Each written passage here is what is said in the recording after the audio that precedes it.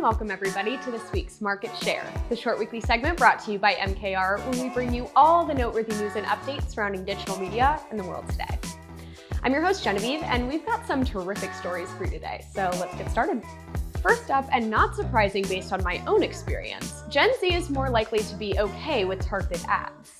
This is excellent news for marketers, at least the ones who market to Gen Z, as Gen Zers are actually 3 times as likely to allow tracking across apps when prompted on their phones, and are also less likely to clear their browser cookies or use an ad blocker, because they want to see personalized and relevant ads.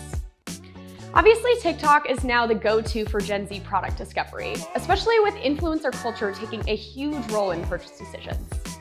Over 75% of Gen Zers reported buying a product based on the recommendation of an influencer. And when you look at beauty, food, and beverage products, that number actually jumps to 85%. Gen Z is also more likely to research a product before buying, which is good for marketers because it allows you to serve ads to people who are actually considering your product. So just remember, the trend from generation to generation is that more shopping is happening online, whether that be buying a beauty product from social media or buying groceries on an online delivery site. So figure out how to best reach your target audience where they are, and definitely take advantage of your retargeting opportunities.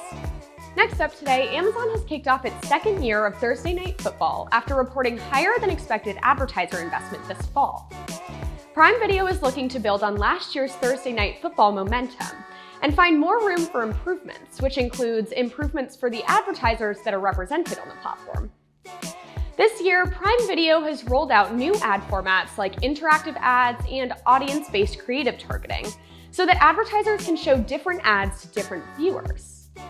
Clearly, not every company is going to be able to take advantage of Amazon's services, though, as last year they were charging $475,000 to $525,000 per 30-second in-game spot, which is not a super accessible price for most. Especially when you consider the slowdown in scripted content given the writers and actors strikes. More ad dollars are flowing to the premium channels, and what's more premium than the NFL? Last season, Thursday Night Football averaged around 11 million viewers a game, compared to the 16.4 million when the franchise aired on Fox Sports, and slightly under the 12.5 million that advertisers were expecting. Additionally, the average Thursday Night Football audience is 8 years younger than other NFL broadcasts, which for a lot of companies, all the ones who are trying to reach younger generations, is a very good thing. So yes, advertising is likely going to keep getting more effective related to Thursday Night Football, but unless you're Burger King or Buffalo Wild Wings, you probably won't be able to afford it. Third up today, Buffalo Wild Wings has further explored its internal creative universe, and we are definitely here for it.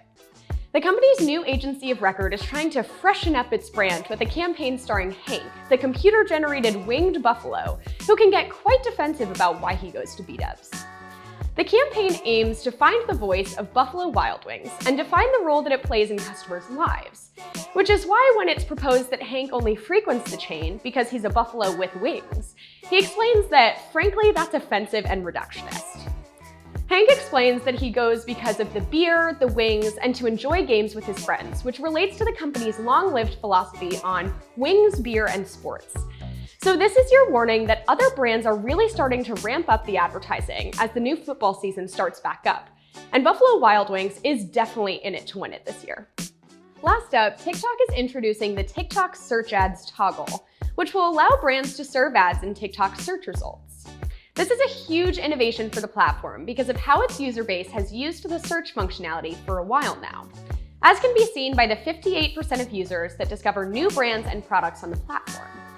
We've talked a lot on Market Share about Gen Z using TikTok search more than Google search when looking for things to buy, which is a crazy departure from how older generations operate. The Search Ads toggle uses existing in-feed ads to serve ads along with organic search results from relevant user queries, so brands can extend the reach of their campaigns to people who may actually be influenced or motivated to pull the trigger. The feature really does not require a lot of additional effort, as you just click a button to have your ads served in the search function, and then they will show up just like a regular search result, just with a box labeled sponsored, which for many will still not deter them if it's a product they're looking for or considering. So if your brand uses TikTok to drive sales, this may just be the next huge addition to your marketing strategy. That's all for this week's Market Share. My name's Genevieve, and I'll see you all next week.